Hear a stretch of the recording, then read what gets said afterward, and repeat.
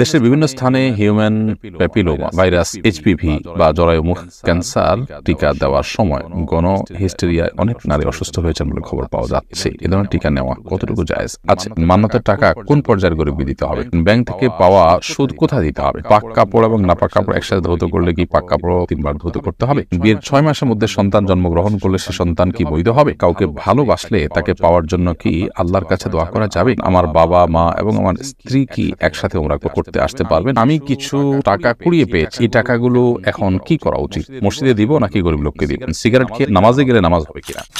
আল আমিন আপনি লিখেছেন, মান্যতার টাকা কোন পর্যায়ের গরিবকে দিতে হবে? আপনি জাকাত ফিতরা যে ধরনের গরিবকে দেন, অর্থাৎ যারা নিঃস্ব, কিছুই নেই, অথবা যাদের আছে, যা আছে তা দিয়ে তাদের আসলে দিন চলে না, তাদের কষ্ট হয় চল, সেই রকম গরিবদেরকে আপনি মান্যতার টাকা দিতে পারবেন। এরপর প্রশ্ন করেছেন আব্দুর রহমান, আপনি লিখেছেন, আমি কিছু টাকা কুড়িয়ে পেয়েছি, এই টাকাগুলো এখন কি করা উচিত? মসজিদে দিব নাকি গরিব লোককে দিব? আপনি কুড়িয়ে পাওয়া টাকার মালিক খোঁজ করবেন। মালিক খোঁজ করে যদি পাওয়ার সম্ভাবনা না থাকে, তাহলে সেক্ষেত্রে কোনো গরিবদেরকে দান করে দিবেন মালিকের পক্ষ থেকে। সবুজ মাহমুদ আপনি লিখেছেন, আমার বাবা মা এবং আমার স্ত্রী কি একসাথে ওমরা করতে আসতে পারবেন? আপনার বাবা যেহেতু আপনার স্ত্রীর মাহরাম শ্বশুর হিসাবে, অতএব আপনার বাবা মার সাথে আপনার স্ত্রী অবশ্যই ওমরা করতে যেতে পারবেন, হজ করতে পারবেন, কোনো অসুবিধা নেই। মেয়েদের ওমরা বা হজ কিংবা যে কোনো সফরে একজন মাহরাম থাকাটা গুরুত্ব।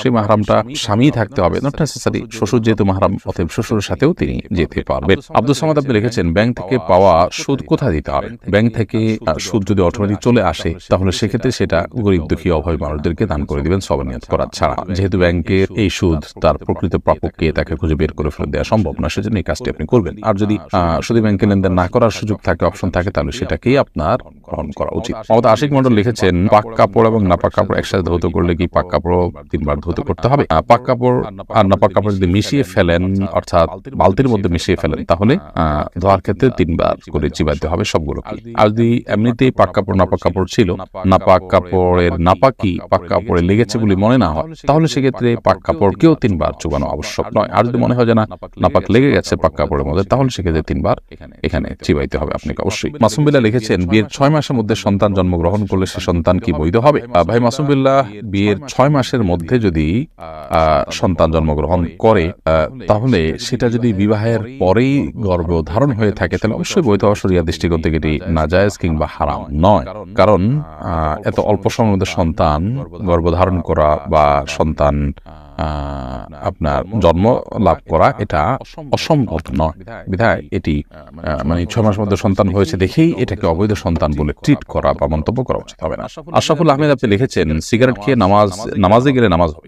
ভাই আশরাফুল, আপনি ধূমপান করেছেন, অবশ্যই সেটি একটি অপরাধ, গুনাহের কথা। আবার সেটাকে মানে পান করে যদি নামাজে যান, তাহলে সেক্ষেত্রে মুখের যে দুর্গন্ধ আছে, সেই দুর্গন্ধে কোনো মানুষ ক্ষতিগ্রস্ত হতে পারে, সেই জন্য কোনো মানুষের কষ্ট হতে পারে, সেই জন্য এটি নাজায়েজ কথা। অর্থাৎ আপনি ধূমপান করলেন, ধূমপান করে মসজিদে মুসল্লিদের কষ্টের কারণ হলে সেটি গুনাহের কথা। কিন্তু সেই সাথে আপনাকে এও মাথায় রাখতে হবে, যদি আপনি ধূমপান করেন এবং ধূমপান করার পর মসজিদে গিয়ে নামাজ পড়েন, তাহলে সেক্ষেত্রে নামাজটা হয়ে যাবে। তবে এই ক্ষেত্রে আপনার যেটা করা উচিত সেটা হলো যে ধূমপান তো ছেড়ে দেওয়া উচিত। ধূমপান করাটাই তো গুনাহের কথা। আপনি সেটা ছাড়তে পারছেন না আপাতত, তাহলে সেক্ষেত্রে নামাজ ত্যাগ করবেন না। নামাজ আপনাকে ঠিকই পড়তে হবে, তবে নামাজের আগে মসজিদে যখন যাবেন বিশেষ করে বা নামাজ দাঁড়াবেন, তখন আপনি ভালো করে পরিষ্কার করে দুর্গন্ধ দূর করার উদ্যোগ নিয়ে তারপর নামাজ যাবেন, মসজিদে যাবেন। রাজু লিখেছেন, কাউকে ভালোবাসলে তাকে পাওয়ার জন্য কি আল্লাহর কাছে দোয়া করা যাবে? ভাই রাজু ইসলাম, কাউকে যদি আপনি ভালোবাসেন, কাউকে পছন্দ করেন, বিয়ের আগে যে পছন্দ করাটা, এই পছন্দ করা এক জিনিস আর ভালোবাসা আরেক জিনিস। পছন্দ করলেন সেটিতে হতেই পারে, তাহলে আল্লাহর কাছে বললেন যে আল্লাহ অমুককে আমার কাছে দিনদার মনে হয়, আমি তাকে পেতে চাই। আপনি দোয়া করতে পারেন, কিন্তু তার চেয়ে উত্তম দোয়া, আদর্শ দোয়া হলো যে আল্লাহ যদি তাকে পাওয়ার মধ্যে আমার কল্যাণকর হয়, আপনি ব্যবস্থা করে দিন, আর না হলে আমার মন থেকে তাকে দূর করে দিন।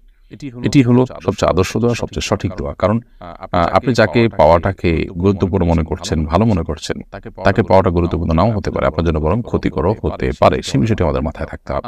আর বিবাহের আগে এই তথাকথিত ভালোবাসা কারোর প্রতি, এটা হারাম। অতএব পছন্দ হওয়া কোনো কারণে তার সম্পর্কে জানলেন, জানার সুযোগ হয়েছে, কাকতালীয়ভাবে জেনেছেন, সেই জায়গা থেকে আপনি তাকে পছন্দ করেন, সেটা ভিন্ন বিষয়। কিন্তু তাকে রীতিমতো ভালোবাসেন, স্বামী স্ত্রীকে যেরকম ভালোবাসেন, তাকে ফিল করেন, এবং আপনি এই পছন্দ হওয়াটাকে আরো ডিপ লেভেলে নিয়ে গেছেন, সেটা অবশ্যই গুনাহের কথা, সেটা কিন্তু জায়েজ নয়। দেশের বিভিন্ন স্থানে হিউম্যান প্যাপিলোমা ভাইরাস এইচপিভি বা জরায়ুমুখ ক্যান্সার টিকা দেওয়ার সময় গণ হিস্টেরিয়ায় অনেক নারী অসুস্থ হয়েছেন বলে খবর পাওয়া যাচ্ছে। এ ধরনের টিকা নেওয়া কতটুকু জায়েজ আছে? মৌলিকভাবে টিকা নেওয়া না জায়েজ নয়, কিন্তু এই যে এইচপিভি টিকার কথা বলা হচ্ছে, অনেকগুলো গণমাধ্যমে আমিও দেখেছি যে বহু আমাদের শিক্ষার্থীরা সেখানে আহত হয়ে যাচ্ছে। টিকা নিয়ে যদি অবস্থা হয়, তাহলে পরবর্তীতে এর কি কি ব্যাড এফেক্ট আমাদের শরীরে পড়তে পারে, আমাদের মেয়েদের শরীরে পড়তে পারে, সেটা বোধ হয় আমাদের দেশপ্রেমিক এবং ইসলাম প্রিয় যে সমস্ত গবেষকগণ আছেন তাদের খুঁজে বের করা দরকার এবং সেটি জনসমক্ষে তাদের প্রকাশ করা উচিত। কারণ তৃতীয় বিশ্বে বহু ঔষধ পরীক্ষামূলকভাবে ব্যবহার করার অভিযোগ আছে। এটি পুরনো অভিযোগ এবং এটি প্রমাণিত সত্য যে উন্নত দেশগুলো, যারা আমাদেরকে সবসময় মানবাধিকারের সবক শোনান, সারাদিন সকাল বিকাল মানবাধিকারের জিগির মুখে তোলেন, তারাই কিন্তু পরীক্ষামূলকভাবে নানা ঔষধ তৃতীয় বিশ্বে, এই অনুন্নত বিশ্বে, আমাদের দেশের মতো এরকম গরিব দেশগুলোতে তারা এক্সপেরিমেন্ট চালান। এবং এক্সপেরিমেন্ট চালাতে গিয়ে এই গরিব দেশগুলোতে যে ম্যাসাকার হয়, যে ধ্বংস লীলা হয়, সেগুলো আসলে আমাদের সবারই কম বেশি জানা। বিশেষ করে যে কোভিড-19 যে টিকা, এই টিকা যখন বের হলো, এটা নিয়ে যখনই কেউ নেগেটিভ কথা বলল, তখন নানানভাবে তাদেরকে হেনস্থা করা হয়েছে। পরবর্তীতে অবশ্য এই ডিপার্টমেন্টের, অর্থাৎ স্বাস্থ্য বিভাগেরই গুরুত্বপূর্ণ বড় বড় পদে থাকা মানুষগুলোর সাথে আমার সরকারি এক দুইটা মিটিং এর সুযোগ হয়েছে ইসলামী ফাউন্ডেশন। সেখানে আমি তাদের মন্তব্য শুনে অবাক হয়েছি। তারা বলেছেন কেউ কেউ যে আসলে এখানে স্বাস্থ্য বিজ্ঞান এবং আপনার পলিটিক্যাল সায়েন্স, এই দুইটা মিশে একাকার হয়ে গেছে। সেই সাথে এখানে ইকোনমিক সায়েন্সও একাকার হয়ে গেছে। অর্থাৎ এখানে বিষয়টা অর্থনৈতিক স্বার্থ, বিশ্বের বড় বড় মলদের এবং তার সাথে পলিটিক্যাল বিভিন্ন ব্যাপার স্যাপার রয়ে গেছে, যার কারণে আমরা চাই বা না চাই এটা পৃথিবীতে প্রতিষ্ঠিত করা হবে। যাই হোক, সেই কোভিড-19 টিকার পরে যে সমস্ত সাইড এফেক্ট হয়েছে, যে সমস্ত ক্ষয়ক্ষতি হয়েছে, সেটা কিন্তু আর নতুন করে বলবার অপেক্ষা রাখে না। আমরা সবাই কম বেশি জানি। এখন পর্যন্ত গোটা বিশ্বে বহু গবেষণা হয়েছে এবং সমস্ত গবেষণার ফলাফল থেকে দেখা গেছে যে ভয়াবহ ক্ষতি আমাদের জীবনে ডেকে এনেছে এই টিকা।